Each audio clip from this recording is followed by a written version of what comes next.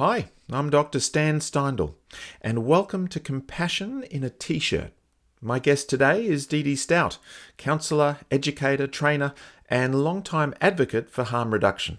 She's the author of Coming to Harm Reduction, Kicking and Screaming, now in its second edition, which brings together powerful stories of radically loving people who use drugs and the families who support them.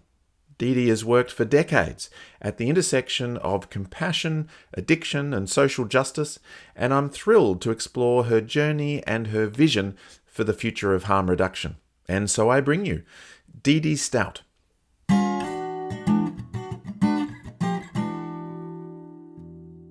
Dee-Dee Stout, welcome to Compassion in a T-shirt. Thank you, Stan. Lovely to It's a have you great here. name. Yeah. Yes, great. I've got your actual brilliant Oh my book here. gosh, that's a big one. I got it on Kindle, Yeah, thank and you. so it's a wonderful read. Actually, I wondered if you could just give us a little sense of the kind of structure or the idea of the book, first of all, just to sort of explain the concept there, because it really involves a number of interviews of people Oh, from different kind of perspectives on harm reduction. yeah, it sure did. And it was not the book I had set out to write. I'll put it that way. And I realized about halfway through the process that this had taken on a life of its own. And I was fine with that. I mean, I'm grateful that sometimes I'm also what we consider here autistic, what would be called, Aspergery. And I get a little bit pigeonholed, and we need to hold on to things. And it was like, no, this needs to go where it needs to go. And the next thing I knew, I had 40 odd interviews and thought, oh my God, that is twice as many as I had in the first book. What am I going to do? But they were so great. And I realized that so many of these voices had never been really heard. They'd get occasion here or there, they'd be well known in their area, like their state or their city or something like that. But there wasn't any way that everyone had kind of gotten together and been put into a book and said, Mm, here are the voices, the people that are behind harm reduction. Here is what they actually do and mm, who they actually work with and how they do that. mm, And so that was really my impetus, mm. uh, Yeah, but not yeah. at So first. Yeah. it's a bunch of inspiring stories. I mean, and from all the different perspectives, Great. from kind of lived experience through to policy, Hmm. through to treatment approaches, and Hmm. you have it all separated in those different parts. Yeah. But what about you? How did you come to harm reduction? Kicking and screaming. Yeah, that's it exactly. I know. I know. Yeah. I had, I guess we'd have to go back to my introduction to motivational interviewing, Mm, which will be great here because obviously you're part of that as well, and I'm part of Mint. mm, And I wound up finding out about what's now called the Emmy study. And that was the first one that Bill, Terry, and Carolina Yane, who are all at the University of New Mexico, did to study how to teach motivational interviewing. They knew that it was helpful, but they didn't know how to teach other people yet. And so they put out a call through NIDA, through our National Institute of Drug Abuse, and looked for clinicians who were willing to come to University of New Mexico and do this training and then be followed for a year. And then, of course, they had three different ways. So, one group didn't get followed. I think they got a follow up at the end of the year. Another one got all the materials and the videos and everything. And another one, it was something else that I can't remember anymore.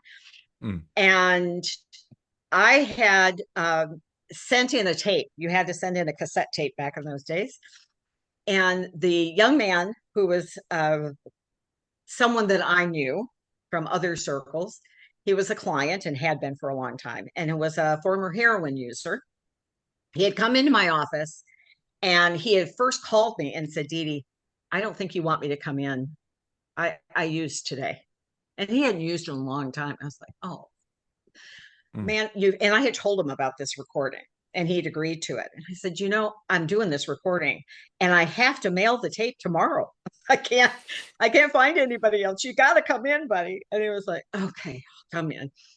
So he proceeds to come in. He eats the entire bowl that I had of jelly beans in front of him, passes out for part of the time on the couch. Right? I kind of wake him up and get him back. And I send in the tape and think to myself, oh my God, this is awful. This is just miserable. And I finally get notified that I've been accepted.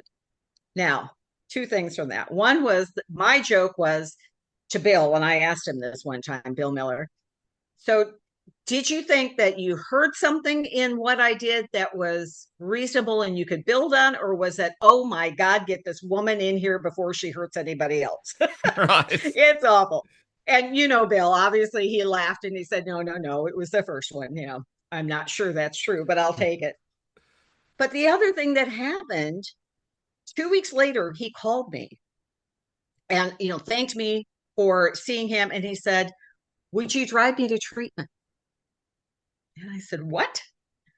And he was married. And I thought, why aren't you asking your wife? And he said, you are the only person and definitely the only professional who has ever seen me when I was loaded and didn't shame me. And that meant so much to me that you would see me. And then I drove him home too, because I couldn't let him drive his car when I knew he was under the influence. That brought tears to my eyes and still does. And that is the kind of radical love that I came to know was harm reduction, was saying, I got rid of the part of my office policy that said, if you're under the influence, don't come in. I don't want to see you. Yeah. It said, no, if you're under the influence and you want to see me, you betcha, come in. I can't imagine that scenario, but if you're willing to do it, why would I not be willing to see you? That's a gift. You are really letting me see you in this environment that you're living in this unhealthy relationship that you've got to something that at some point meant everything to you and was really helpful. And now it's not. What a loss that is, the grief that must go along with that. So, yeah, so it was motivational interviewing and a bit of selfishness. How interesting. Oh, yes. Okay. I see what you mean. But Yeah.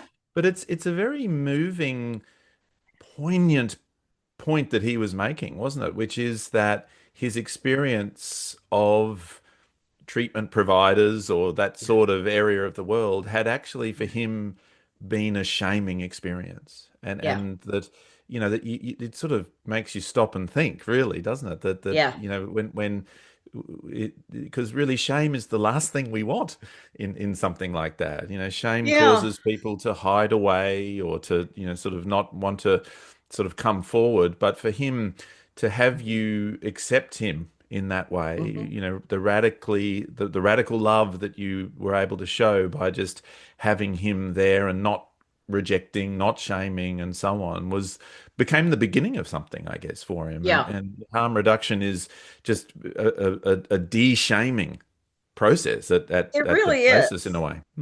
At its core, I think it does it both ways. It also de-shames clients, but it also depowers me. And by that I mean it also takes the responsibility of the client off me. For the first 12 years, and I was trained in a hospital-based rehab. In fact, the one that I went through back in 1988. And thought that was the best thing in the world. They handed me the keys to the hospital. Wow, how much better does that get, right? And I was good at my job. The last thing that a patient ever gave me, and it's sitting up here, but you can't see it, was a riding crop, a leather riding crop. The thing that jockeys use to Oh, yes, I see what giddy you up mean. for the Yeah, horse. right. Right. Symbolic. Yes. And he said, this is my experience of you as my primary therapist. Okay. Now it gets better, Stan, because he meant that as a compliment. Compliment. Okay. That to me is the scary thing. And I have kept that through all of my moves. That was 1990, somewhere in there. So 35 years at least, to remind me of who I can go back to being very easily if I Mm, don't stay on top of this, because I mm, live in a culture that believes that that is the way to get people to mm, make change, especially if they're substance users of mm. any kind. They don't even have to have a disorder. You just, drugs are bad. Mm. Unless, of course, I'm using them, and then it's not a drug.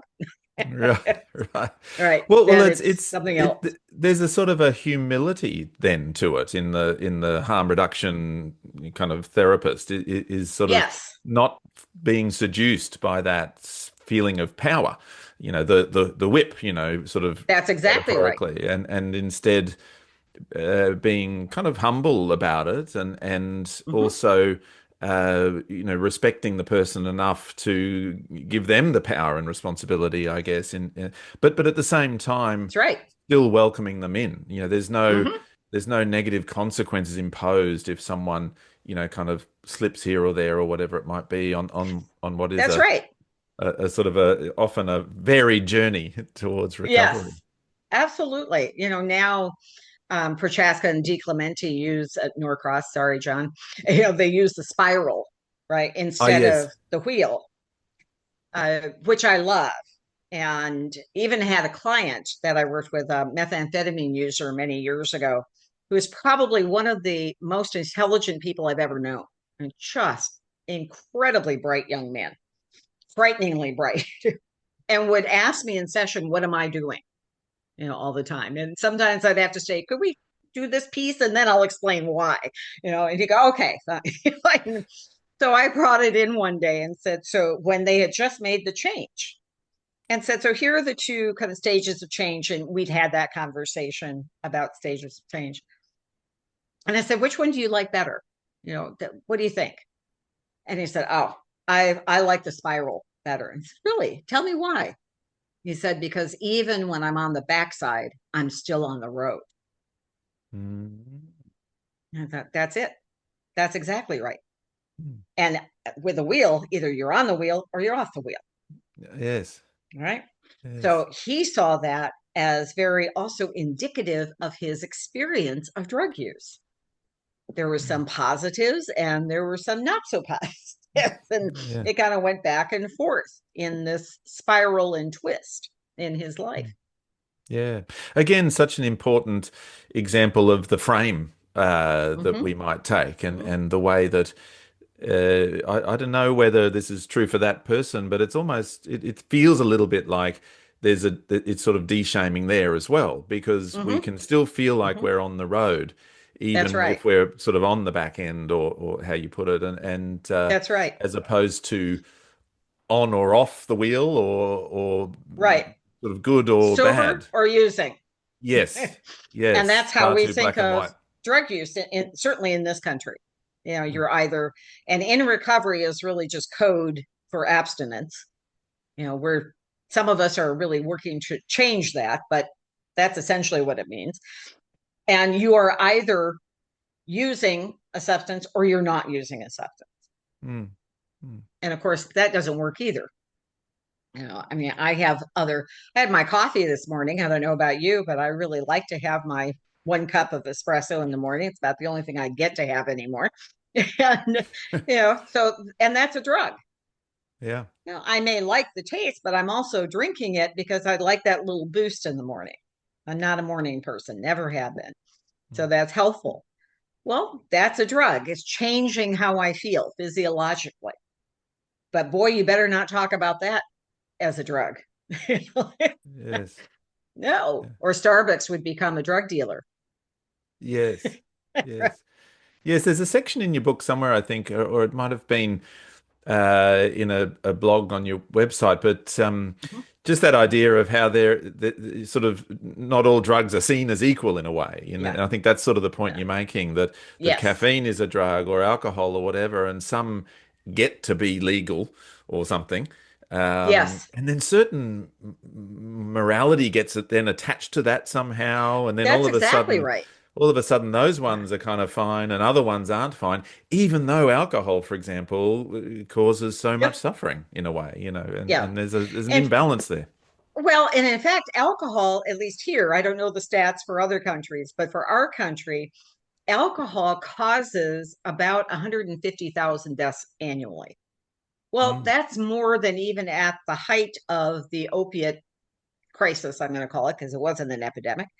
mm, Uh, that is far and beyond anything. Heroin, generally speaking, used to be in the 15, 20,000 deaths.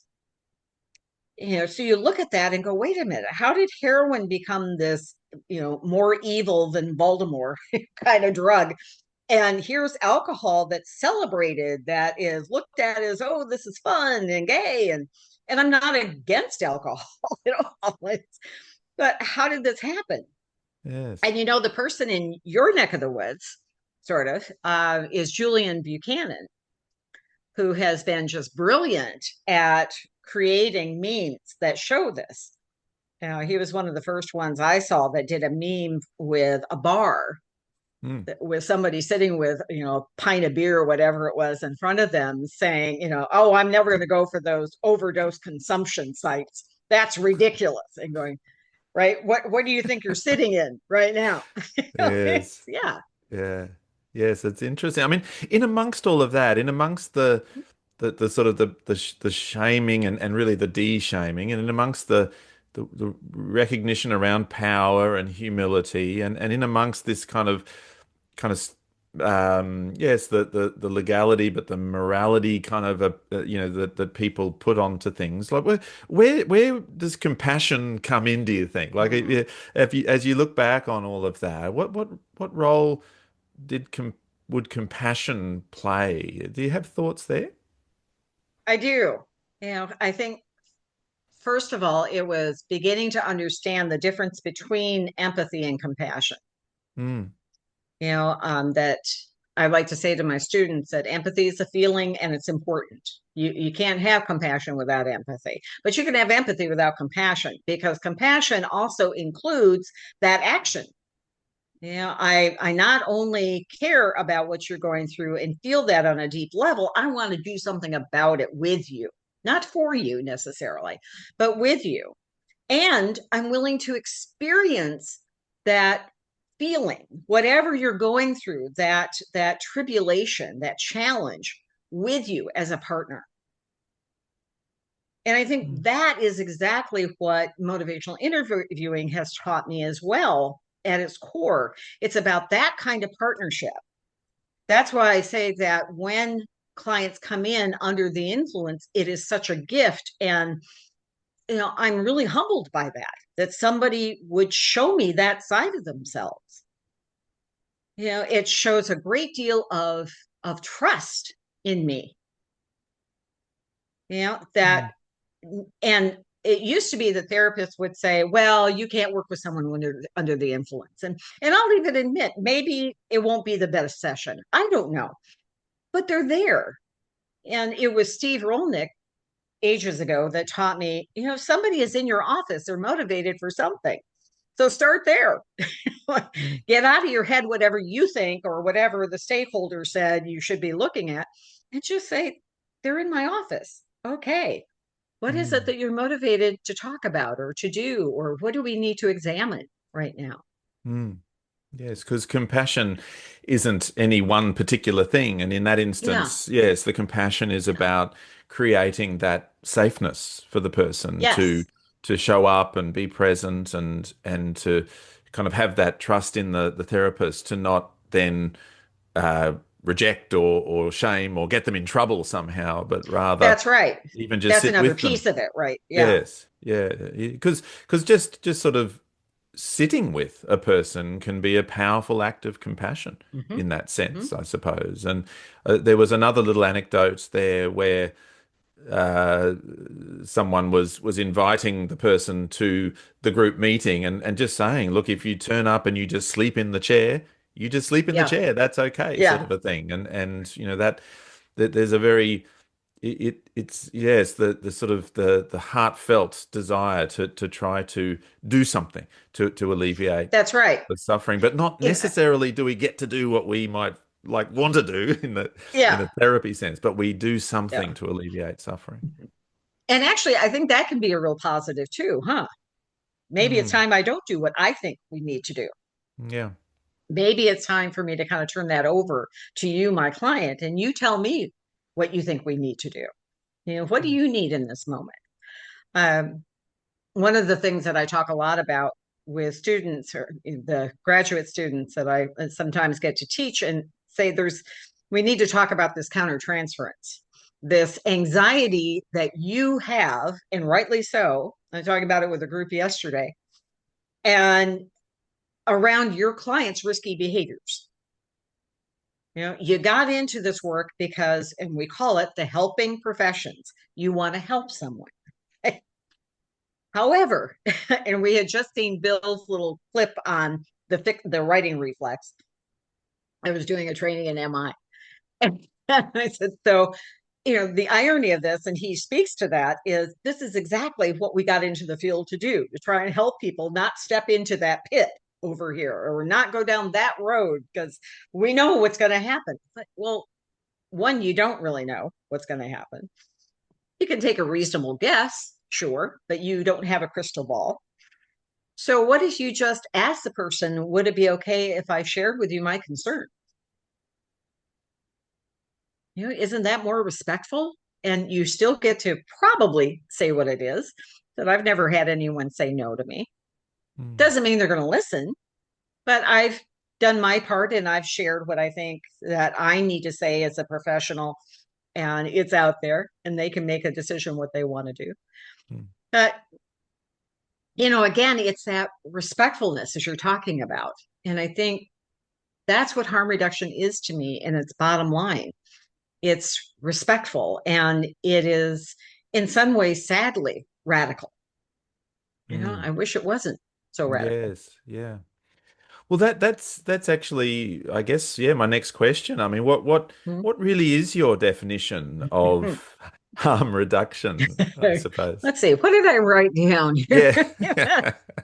um, you know, harm reduction technically is Yeah. anything that reduces risk,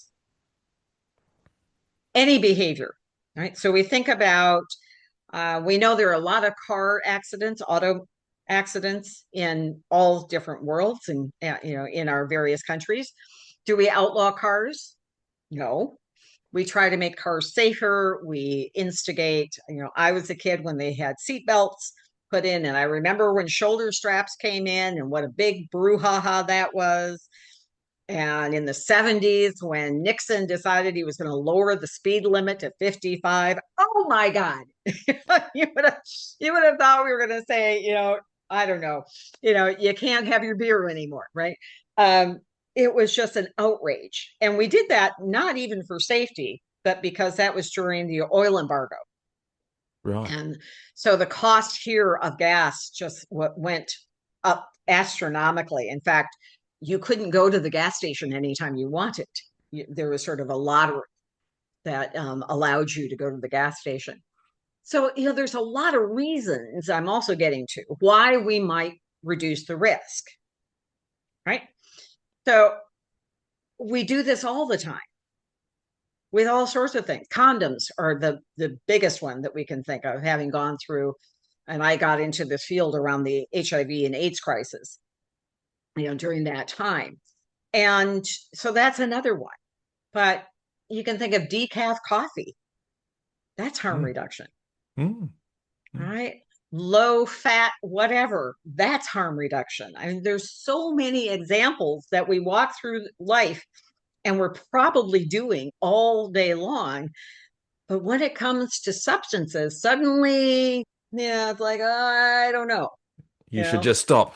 Yeah. Right, right. Those are just bad, and you should just stop it. Mm, One of the most effective treatments for substance use disorders is something called contingency management, right? Sort of a reward system. mm. Researchers do this a lot, right? They'll ask people to come in to do research and say, we'll give you $5 if you come in, or $50, or, whatever it is, Amazon gift cards. And so people do. That's how you get them into the study to start with. when you use it with substance users and say, I'll give you whatever it is, Amazon gift card, if you come in and give us a negative urinalysis, let's say, for whatever your drug is, and then we're going to give you the gift card. And they do it. Dr. Carl Price, if you know of him, Columbia chair, first Black person to hold a chair at Columbia University. His last book was called Drug Use for Grownups. And he admitted to being a heroin user, an IV heroin user, recreationally. Still married, still has his kids, still has his job. I don't think he's going to get any more NIDA grant money, but but he wanted to kind of pull the layers back. But he did this study with crack cocaine users, and he was convinced that people would not stop using crack for $5. They did. Yeah, he said he was just blown away by this. I said, oh my God, who would have thought?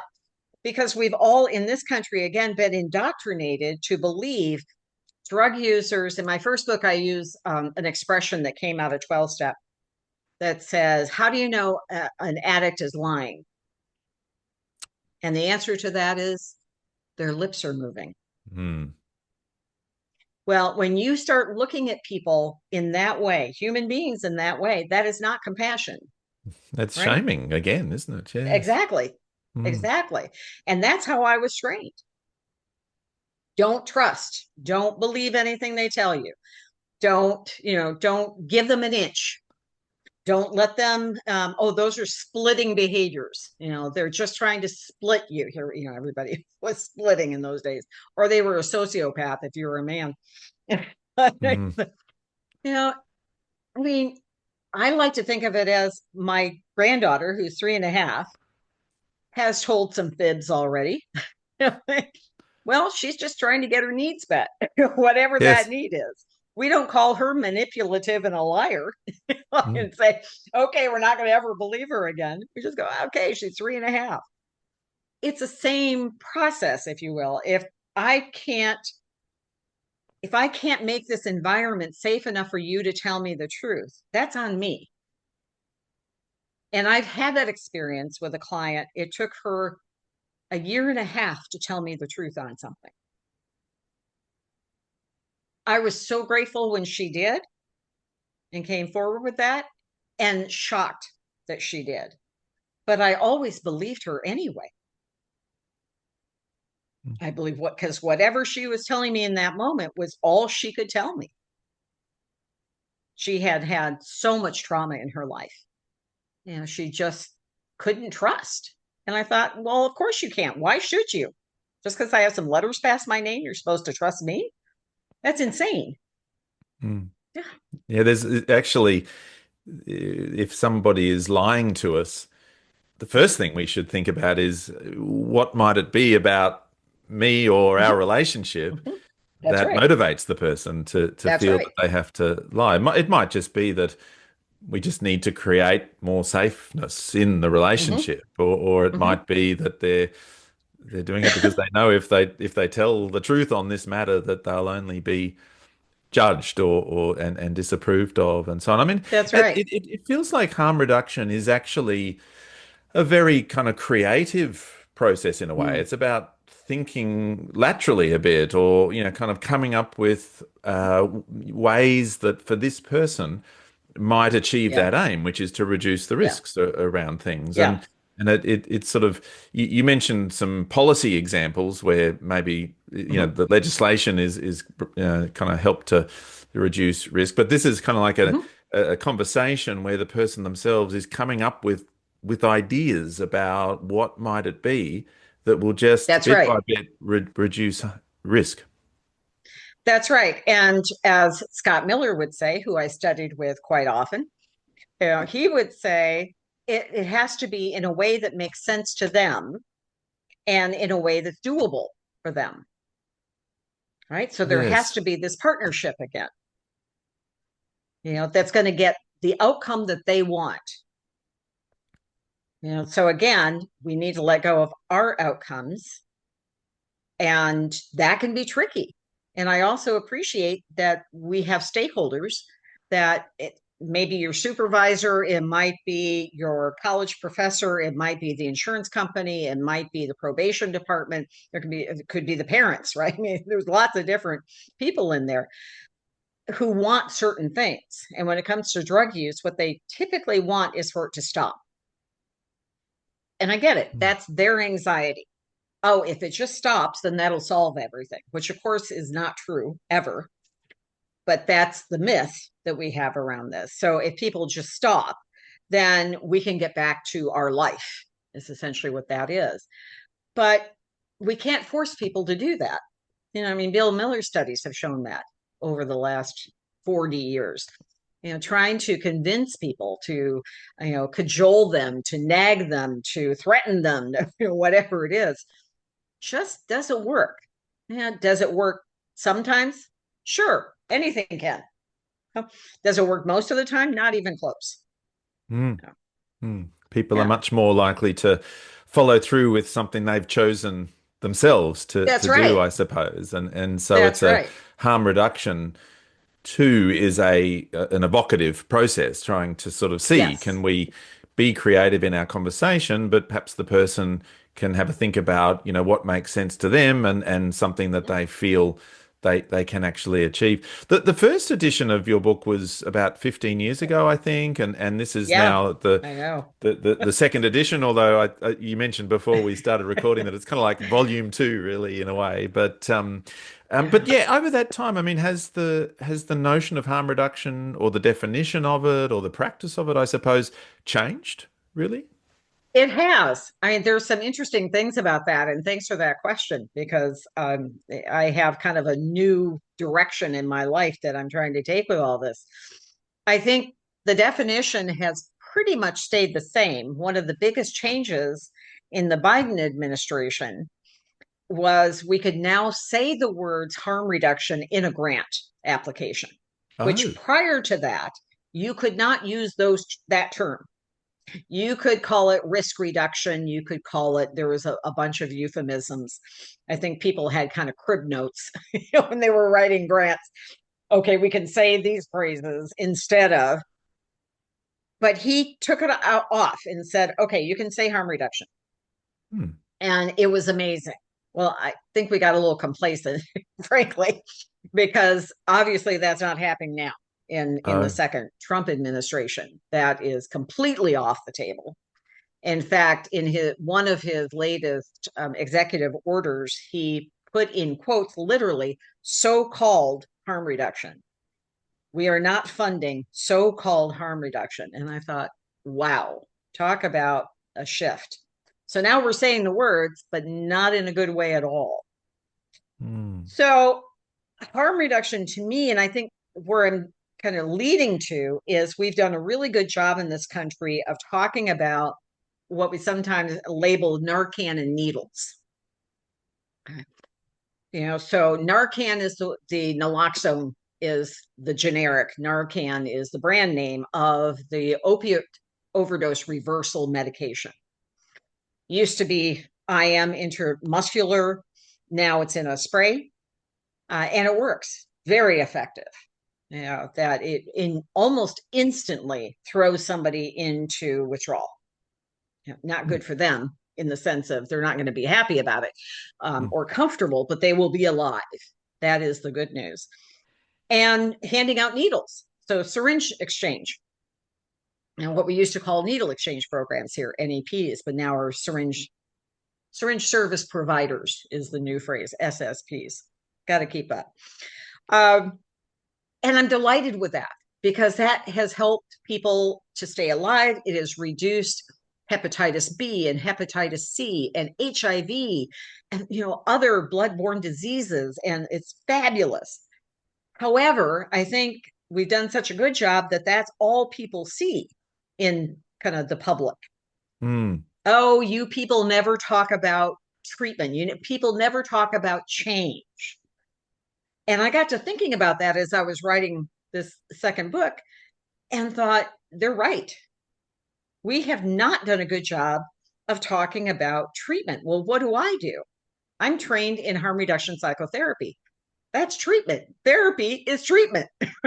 Mm. That's what I've been doing for 25 years. What do you mean there's no treatment? And actually, Alan wrote about it, and Alan Marlatt, forgive me, in his book called Harm Reduction. There's a chapter on harm reduction psychotherapy. That was 1998. Here we are to 2025. And I even heard a PhD student who calls themselves a harm reductionist say, there's no treatment for harm reduction. I was just aghast. I said, "Oh my God, we've really done something wrong." Now, Pat Denning and Jeannie Little, who wrote the first book called Practicing Harm Reduction Psychotherapy, the first edition was 2000. Second one, I think, was in 06. And they're mentors of mine, along with Alan. And a buddy of mine, Andy Tatarsky, Dr. Andrew Tatarsky out of New York, wrote the next book called Harm Reduction Psychotherapy, very close title. And that I think was in 03, so again, early kind of 2000s, these books are coming out or in that area. Well, those have been out for a while. That's like 20 years, folks. Mm. And that's treatment. It's not traditional treatment. It's not, you're coming in here. We don't have any residential places, unfortunately. So people aren't coming in and saying, I'm going to quit drinking, let's say. And so I'm coming into this place. That might be appropriate, even if they want to quit, because abstinence is a part of harm reduction, right? For some people like me, that's the ultimate harm reduction, but it's not right for everyone, nor is it necessary. Bill Miller has shown this in his studies, as did Alan and others in this country with their moderation experiments and the books that they've written on that. And instead, all we've done is sort of say it's either treatment is abstinence over here, and then it's harm reduction here. Mm. Like, no, there's this huge bridge between it called harm reduction psychotherapy. Mm. Now, what I tell people is that what I do is I help you to examine your relationship to a substance or whatever the behavior is. And invariably, the client will say, relationship? I don't have a relationship with it. Actually, you do. That's the point. I mean, we have relationships with all sorts of things in our lives, right? That's not a bad thing. And if we can examine it in a non-judgmental place where I can just hold this space for you and you can talk about it, you can figure out what you want to do. As Bill Miller might say, we can help somebody talk themselves out of whatever it is they're doing and find their own internal reasons for making a change, which may or may not be abstinence.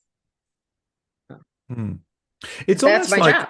it's almost like people have confused the sort of the treatment outcome with the idea of what is treatment or I something. think that's fair.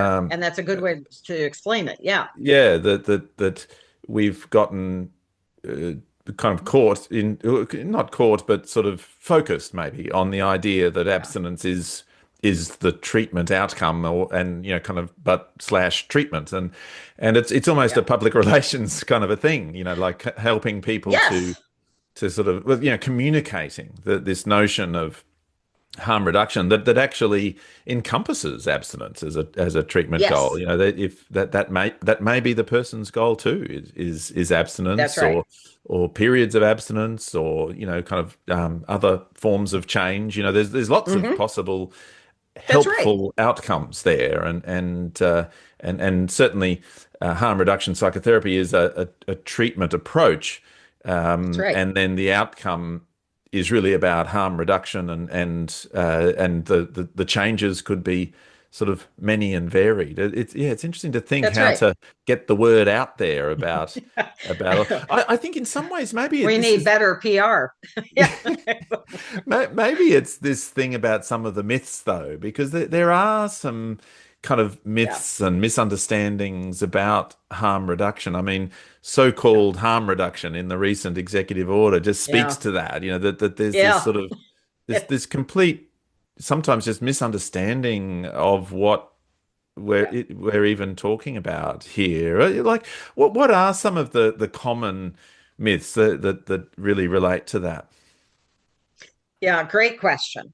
And I talk about it in the first book even more. I think I did bring it up in the second book. I think I reworked some of those. You did, And yeah. again, I'll bring up Julian Buchanan's name because I think he has a paper that has 65 different myths. I was like, Julian, geez, that's too many for me in the book. But Right, yeah, right. but I was impressed. But the first one is that idea that we don't believe in abstinence.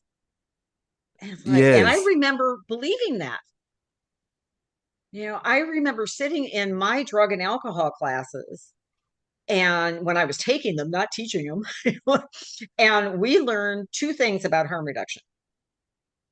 Actually, three. So the first one was that harm reduction is enabling drug addicts to keep using.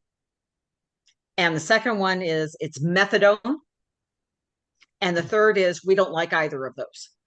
Those are Right. not options. Not in this country, by God, that sort of way of looking at it.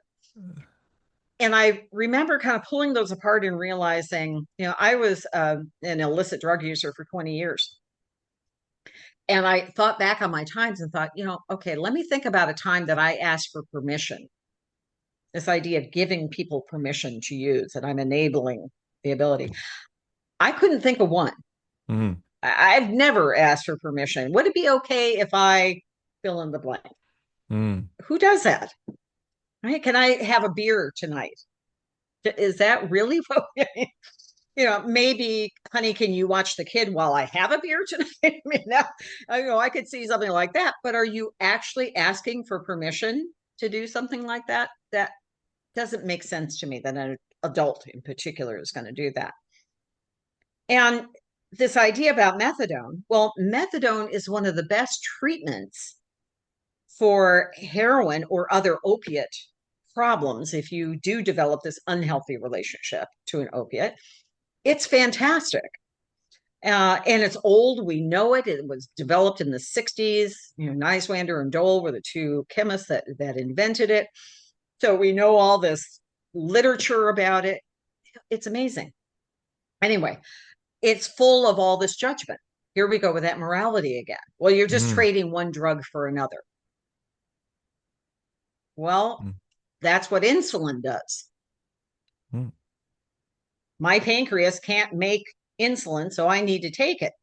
So what does that mean? Or, and I like to say when it comes to treatment, so this is another sort of one of the myths that there's no that idea of there not being any treatment for it, and that we shouldn't be treating people who are not willing to give up their drug. My dad had triple bypass surgery a decade or something ago, and I was in Chicago where he lives and was going over to the hospital, and I'm thinking in my head because I've always got the stuff we're thinking about, right? And no one said to him, Jim, you need to really pull back on the beef and on the cheese and on the butter.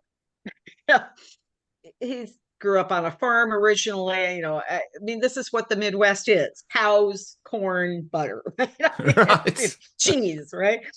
You know, and I said, nobody said that to him. Nobody said, when you get serious about your diet, then we'll talk about having surgery. In the meantime, you're going to have to suffer.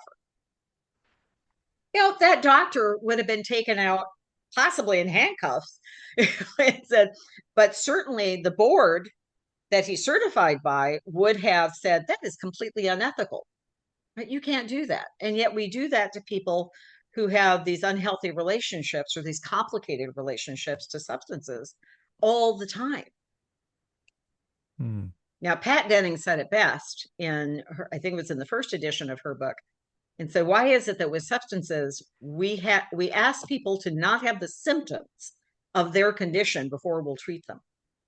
Do we tell people with depression, you can't be depressed or I won't treat you? mm, That's insane. But we do with substances. mm. Yes, it's So, all sort of upside down in some ways, isn't it? Like there's so yeah. many comparison areas where it where one way makes complete sense, but then for whatever reason, when it comes to substances, many people see it the opposite way, and Yes, when you look at that, you just sort of shake your head, and it doesn't compute really. These myths, that's right. as prominent as they seem to be sometimes, the myths, just don't make sense really. To say that, I think uh, that's perfect, Stan. yeah, Yeah, and so back to Scott Miller for a second. yes, So when I trained with him, and I did my training with him at the same time that I did my MI training, and I went back and studied with Scott, I think 3 times. And every time I would say to him, "You make my head hurt," because he was blasting through these ideas, these concepts that we had that are embedded in this culture around any kind of behavior, but substance use in particular, that are just wrong, that don't make any logical sense when you mm, stand back and get some perspective on it. mm, But we'd have to get some perspective. mm. Yes, harm reduction is giving people permission to use, Yeah, but whoever asks for permission, and that's right. who, when told they're not allowed to do it, then actually follows that Right. as Right. well. Yeah. It's sort Okay, of, no problem. Shoo, thanks for telling me that. yes, it's That was a sort of. close one. The thing that's so good about the book is that it does really bring personal stories in from Yeah, different perspectives and so on. But is there a particular story in amongst all of that I mean, well, there's just so many, and I know I know. I'm sure you don't have any favorites, or all are I equal, was gonna but say you yes. can't ask me the favorite of my No, kids, right? no, Yeah. exactly. But is there something there that captures, I guess, the heart of harm reduction, and sort of what you would want people to see more clearly in terms of debunking Yeah. maybe even some of those myths? Well, I think one of the ones that to me is the most powerful is coming from Chris Steindl.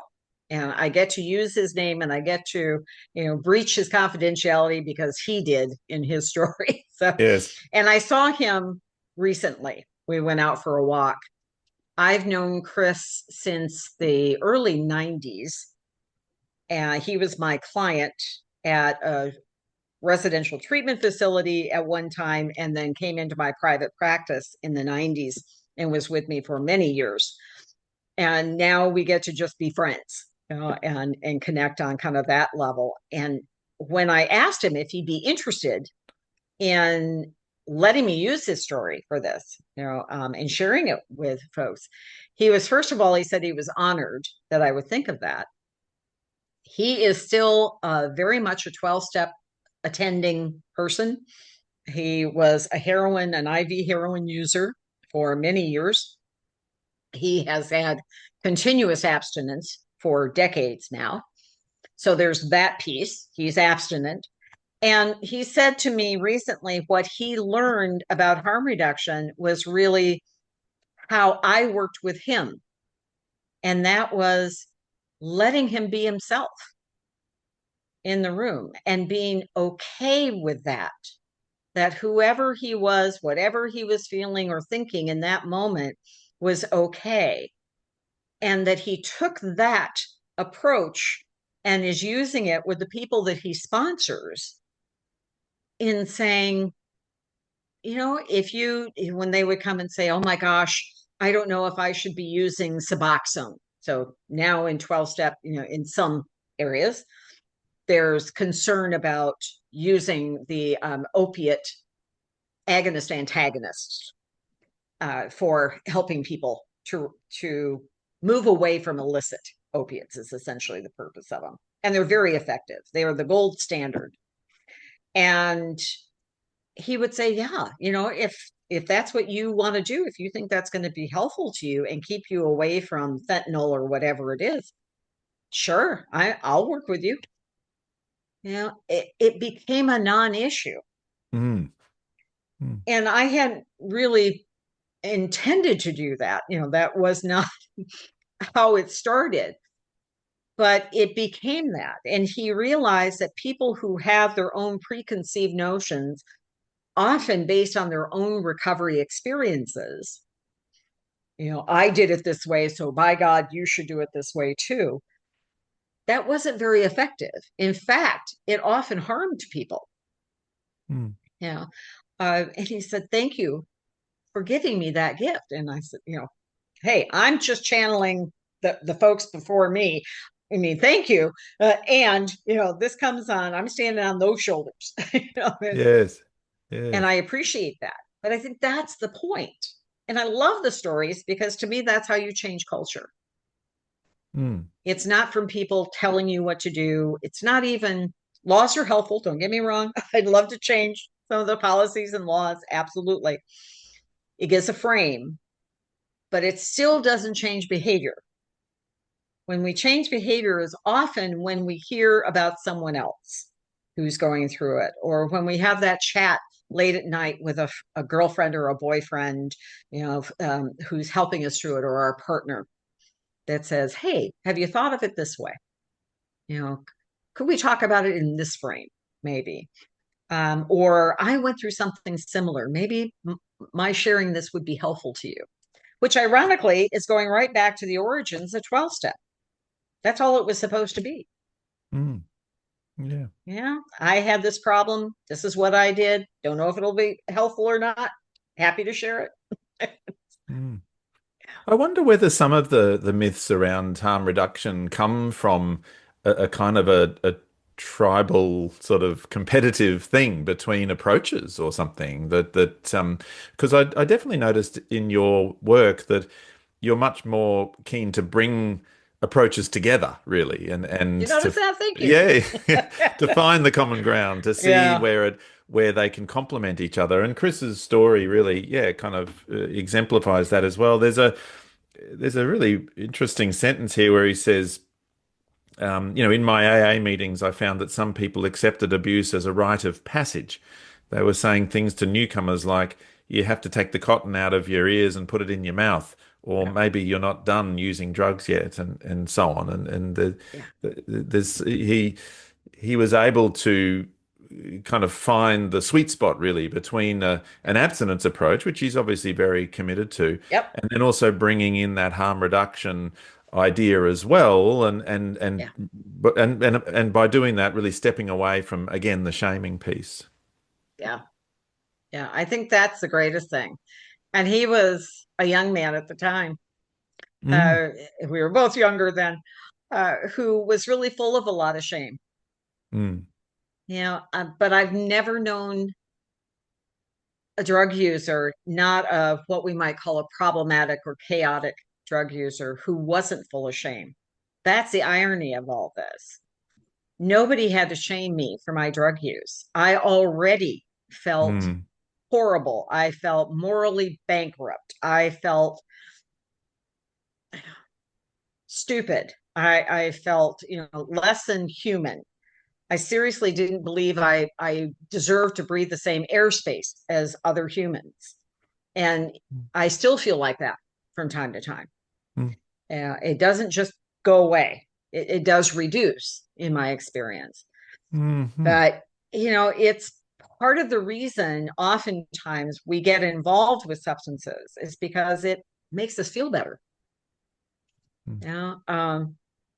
And there's something inherently, I think this is the other thing about that's kind of a myth about harm reduction, that it has to be one thing or the other. Either drugs are bad or they're fabulous. And it's like, well, why can't they be all the above? mm, Right? Depending on your intention, depending on your experience, on what you're using, how much you're using, what's in it these days. I mean, that's a big thing.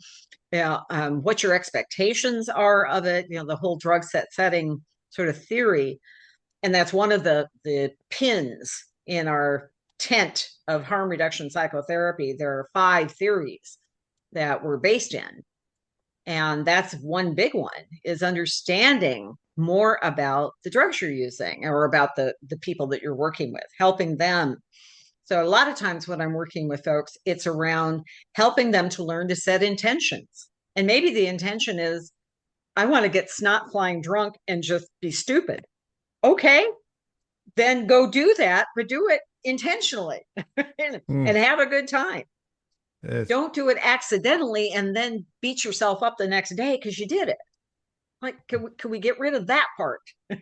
Because that doesn't help anything. In fact, Mm. it keeps you more stuck in that cycle. Mm. So now you're going to have to use again because you feel awful. And, here we go and here we go. Mm. So, yeah. Yes, the importance of intention and kind of self-compassionate intention in a way Yeah. is what we're did you say snot flying drunk? Was that Yes. the phrase? Yeah, that's brilliant. I Yeah, haven't. that's an old Midwestern phrase. Kind of like Okay. in Chicago, it's crazier than batshit. Okay. That's another one. Yeah. Right. Okay. Yeah, yeah. Well, you've done some obviously wonderful work for a long time in this area, and to have the second edition and so on out now is very exciting. What do you imagine is the future for harm reduction or harm Mm. reduction psychotherapy? I mean, what do you anticipate, but what would you like to see as well in terms of where it's all heading? That's such a great question. And of course, that's the fourth question that I asked every one of the contributors. Yes, you saw that I was using your I framework. did. Uh-huh. You know, and I think right now, because of where we're at, literally in this administration, and, we're stuck where we are for a while, it's going to be how do we keep the momentum? How do we kind of push that aside and say, it is what it is? One of the things I love about harm reduction, excuse me, is that it's pragmatic. It's this is what it is. So let's get over ourselves, and this is what it is. So what can we do to go forward now? And I think that's where we're at, and where we're going to have to be for the next few years. And for a lot of folks, it's also going to be going kind of back underground for a lot of the services that they provide. I don't have to do that because of the work that I do, but things like needle exchange, syringe services, Narcan might even have to go underground in some places. Testing strips, that's another thing here in California, we're quite protected because we're quite liberal in that kind of thinking, at least, and understand that test strips actually help people to make intentional decisions, of what they're using. But in some states, it's against the law. We just had a doctor that was arrested for testing a drug. Um, so that's going to be the tricky part. But this is where harm reduction has lived forever.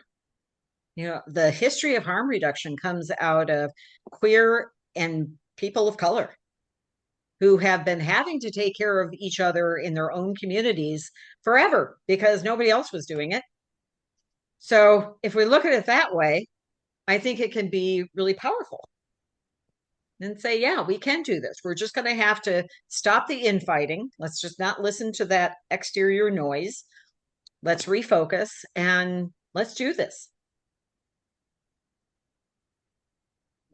Yes, I love the subtitle, of course, of your book, which Mm. which is stories of radically loving people who use drugs. And I guess Yeah, that's what you're saying there. It's always been radical action and radical yeah, advocacy, and that's a part yeah, of harm reduction, and no doubt always will be. Sometimes yeah. policies and legislations and so on are a little bit more on your side or aligned, and sometimes they veer away. But That's right. that's the radical aspect of it, I guess. That's right.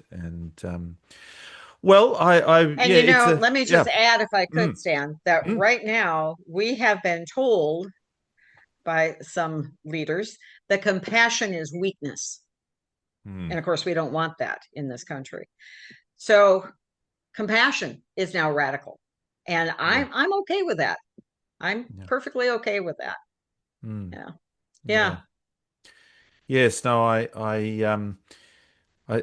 I should look into that and what comments have been made, and because of course, yes, Yeah. that's my whole sort of mission too, I know. is kind That's of what made me getting think the of it. Yeah. getting the word out there that Yeah. like we can be It's, sensitive to suffering and do things to try to help alleviate it. That's what yeah. it's all about, really, isn't it? Yeah. Yeah. And that's powerful. That isn't weakness. Mm. That is true strength. Agreed. Well, Dee-Dee Stout, thank you for the book. It's currently on Kindle in Australia for $11 and Okay. something. So Ooh, nice. it's a really good deal at the moment, and Yeah. I guess in America, yeah, for in US dollars, it's probably more affordable again. But it Yes. was really Yeah. great to dive into it and hear all those stories and to learn from you as well today. So thank you very much for Oh, speaking thank you with so me much. on compassion in a t-shirt. Yeah. Thanks so much, Stan. I really appreciate it.